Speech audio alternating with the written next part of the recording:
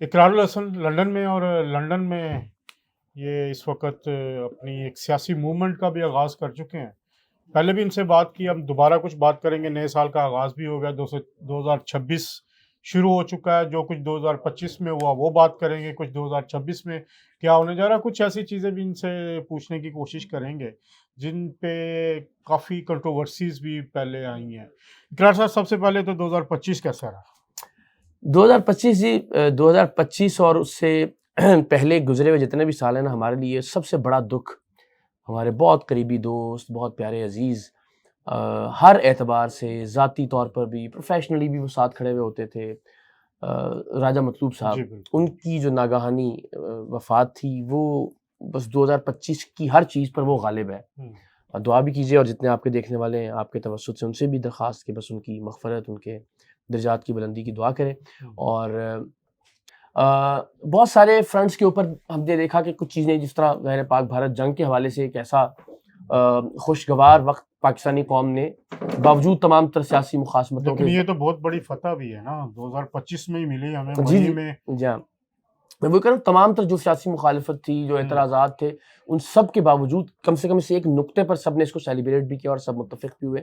تو یہ بڑی ایک ہسٹورک ون تھی اور ایونٹ تھا، ظاہر ہے. لیکن اس کے علاوہ بطور مجموعی مجھے یہ لگتا ہے کہ بس کچھ سیاسی چپکلشوں کی وجہ سے قوم میں مایوسی بہت بھر دی گئی ہے. میں بار بار یہ کہتا ہوں کہ قوم کے نوجوانوں کو یہ احساس دلا دیا گیا کہ آپ کے پاس دو ہی آپشن ہے. یا آپشن یہ کہ باہر نکلیں، وٹے ماریں، سوٹے کھائیں، گنڈاسا اٹھائیں، گالیاں دیں، یا گھر میں مایوس ہو کے بیٹھ جائیں اور ملک چھوڑ جائیں. میرا یہ خیال ہے کہ تیسرا آپشن بھی پاکستان کے نوجوانوں کو دیا جا سکتا ہے کہ آپ خود آگے آئیے، آپ پاکستان کے معاملات کو دیکھنا شروع کریں، آپ اقتدار اپنے ہاتھ میں لیں، آپ قیادت کے فرائض نبھائیں، آپ آگے بڑھیں، آپ معاملات کو دیکھیں. تو ہمارے سیاستدانوں نے انفارچونیٹلی، جو ڈکٹیٹرز میں سمجھتا ہوں سیاسی طور پر، انہوں نے دو آپشنز چھوڑے ہیں پاکستان کے لوگوں کے پاس: یا ڈنڈا سوٹا کریں یا روتے دھوتے ہوئے مایوس ہو کے گھر بیٹھ جائیں.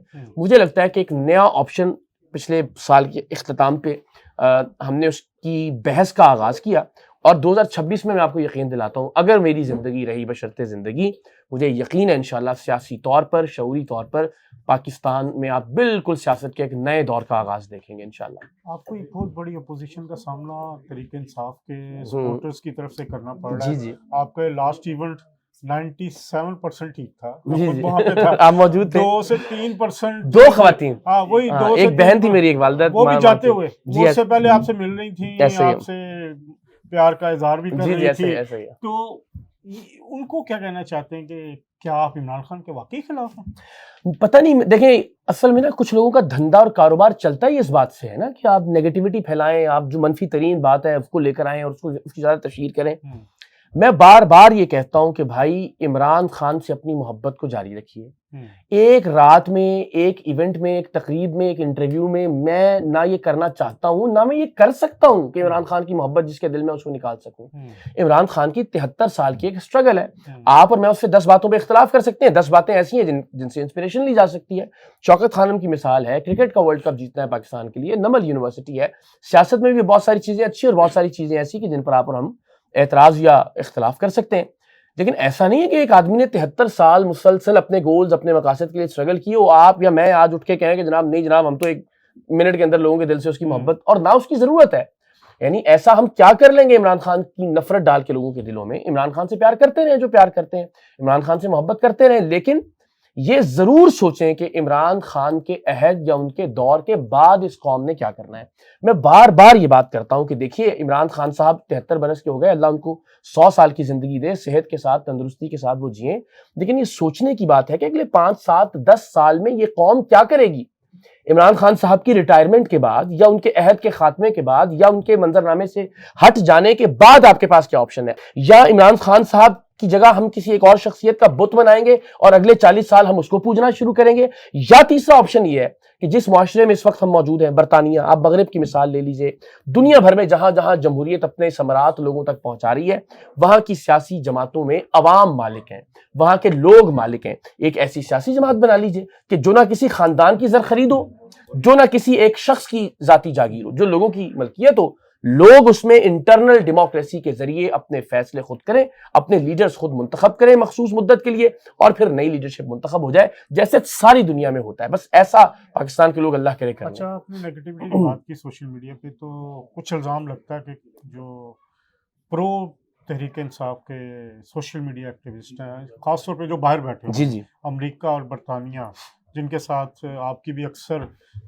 کوئی نہ ہوتی کوئی رہتی ہوتی رہتی ہے، ان کے کردار کو آپ کیسے دیکھتے ہیں؟ کہ پی ٹی آئی کے بہت سارے لوگ انٹرنلی تو بات کرنا چاہتے ہیں حکومت سے یا اسٹیبلشمنٹ سے، لیکن جو یہاں پہ بیٹھے ہیں وہ بیٹھے ہیں. آپ ابھی آپ ایمانداری سے مجھے بتائیں نا، آج اگر پی ٹی آئی کے باقی جو سٹیک ہولڈرز ہیں، چاہے پولیٹیکل سٹیک ہولڈرز ہیں، چاہے وہ ملٹری کے سٹیک ہولڈرز ہیں، ان سے اگر گفتگو ہونا شروع ہو جائے، مذاکرات ہونا شروع ہو جائے، ٹیمپریچر تھوڑا کول ڈاؤن ہو، روزانہ جو ہے نا یہ واٹر کینن والا معاملہ نہ ہو، روزانہ جو ہے وہ اڈیالہ کے باہر دھرنا نہ ہو، اس طرح، تو آپ مجھے بتائیں ان کے ویلاگس کی ویورشپ تو آدھی سے بھی کم رہ جائے گی.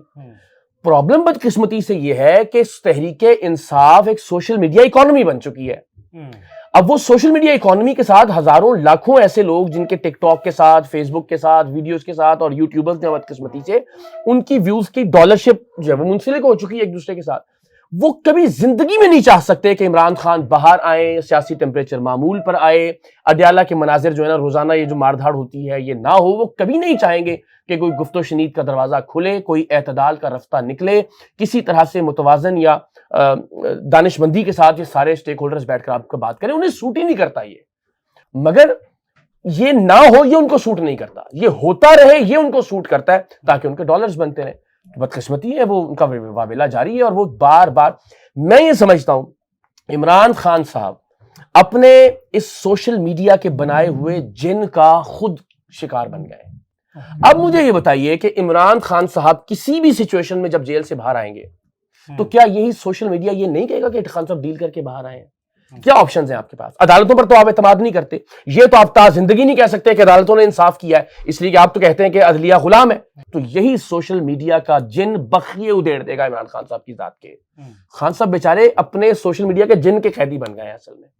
یہاں پہ عمران ریاض صاحب ہیں، ان کے ساتھ آپ کا پچھلے دنوں سے وہ سبتان نے ایک انٹرویو کیا جی اس کے بعد سے، تو عمران ریاض صاحب سے کیا آپ کی کوئی ذاتی ہے؟ نہیں ہرگز نہیں. ذاتی تو دیکھیں، ذاتی تو سیاسی معاملات میں، فکری معاملات میں کسی کے ساتھ بھی آپ کا ذاتی مخاصمت تو نہیں ہوتی، نہ ذاتی نفرت ہوتی ہے. لیکن عمران ریاض صاحب، چونکہ میں نے اس دن بھی فرید قریشی صاحب جو ہمارے بھائی ہیں ان کے انٹرویو میں بھی عرض کیا کہ اس وقت جو پاکستان تحریک انصاف کا نیریٹو ہے اس کی اگر کوئی نمائندہ آواز ہے تو وہ نمائندہ آواز عمران ریاض خان ہے. تو میرا یہ خیال ہے کہ ان کے ساتھ بیٹھ کر بہت ساری باتوں پر گفتگو کرنے کی ضرورت ہے، بہت سارے سوالات پر ان کی ذاتی حیثیت میں بھی، ذاتی حیثیت سے مراد جو ان کا پروفیشنل کام ہے اس کے حوالے سے بھی، اور ان کی فکری جو پوزیشن ہے اس کے حوالے سے بھی بات کرنے کی ضرورت ہے. مجھے لگتا ہے ہر پلیٹ فارم پر گفتگو شروع ہونی چاہیے، ڈیبیٹ کا آغاز ہونا چاہیے، بات چیت کرنی چاہیے. میرے ذہن میں جو سوالات ہیں میں سمجھتا ہوں کہ وہ سامنے ہو تو وہ سوالات ضرور کیے جانے چاہیے. ان کے نزدیک اگر میری ذات سے متعلق کوئی سوالات ہیں میں ان کا جواب دینے کے لیے حاضر ہوں. میں نے یہ بار بار یقین دلایا کہ میں بہت ادب سے، بہت احترام سے، آپ میں سے کوئی بھی ماڈریٹ کرنا چاہے اس نشست کو میں حاضر ہوں، اور بڑے بھائی کے طور پر ان کو میں بہت ادب کے ساتھ کچھ چیزیں ان سے پوچھنا چاہتا ہوں، تحریک انصاف کے پرسپیکٹو سے بھی، ان کے کام کے پرسپیکٹو سے بھی، اور میں اپنا نقطہ نظر بھی ان کے سامنے رکھنا چاہتا ہوں. اور میں چاہتا ہوں کہ وہ اس پر کامنٹ کریں کہ پاکستان کو اس وقت ایک نئی سیاسی جماعت کی ضرورت ہے. ہم کس طرح سے ایک شخصیت یا ایک خاندان کی غلامی کو جمہوریت کہہ سکتے ہیں؟ ہم کس طرح سے ایک خاندان یا ایک شخص جو ہے وہ 30-40 سال سے قابض رہے، ہم یہ کہہ سکتے ہیں کہ پولیٹیکل پارٹی ہے؟ ایک شخص یا ایک خاندان کی سیاست سے نکلنا ہوگا. میں اپنا مطمئن نظر ان کے سامنے رکھنا چاہتا ہوں. مجھے امید ہے کہ پڑھے لکھے آدمی ہیں وہ ضرور، آپ ان کے ساتھ بیٹھ کے بات مکالمے میں کیا حرج ہے؟ آپ دعوت دیتے ہیں ان کو؟ میں ان سے ریکویسٹ کرتا ہوں. جی ہاں، میں عمران، آپ کہتے ہیں تو میں عمران بھائی، میں بالکل اس پلیٹ فارم سے بھی اور اس کے علاوہ بھی میں یہ سمجھتا ہوں کہ پاکستان کو اس نفرت کے دور میں، اس گالم گلوچ کے دور میں، اس اشتعال انگیزی کے دور میں، اس نفرت مخاصمت کے دور میں گفتگو کی ضرورت ہے، مکالمے کی ضرورت ہے، ڈیبیٹ کی ضرورت ہے، اور آپ اور ہم مل کر اس کا بہت اچھے طریقے سے اجرا کر سکتے ہیں. میں سمجھتا ہوں کہ آپ کے علم میں وہ نقطہ نظر، وہ نظریہ لایا جانا چاہیے جو اس وقت میں پاکستان کے لوگوں سے شیئر کر رہا ہوں، اور آپ کے اس پر کیا اعتراضات ہیں، کیا سوالات ہیں، وہ سننے چاہیے، سو دیٹ ہم کسی نتیجے کی طرف بڑھیں. قوم کس سمت میں جا رہی ہے آپ کو اور ہمیں کچھ پتہ نہیں ہے. ہم کہتے ہیں جی صرف عمران خان، لیکن ہم یہ کیوں نہیں سوچتے کہ آفٹر عمران خان ہمارے پاس کیا میکینزم ہے؟ دیکھیے عمران ریاض صاحب، آپ بھی، میں بھی عمران خان صاحب بھی، ہم سب فانی لوگ ہیں، ہم سب نے اس دنیا سے جانا ہے، انشاءاللہ اس قوم نے رہنا ہے، اس ملک نے رہنا ہے، اسے کون گورن کرے گا، اسے کس طرح سے لیڈ کیا جائے گا، اس کا ایک لاہے عمل اگلے 5 10 15 20 برس کا آج سے ہمیں اس کی تیاری کرنی ہے.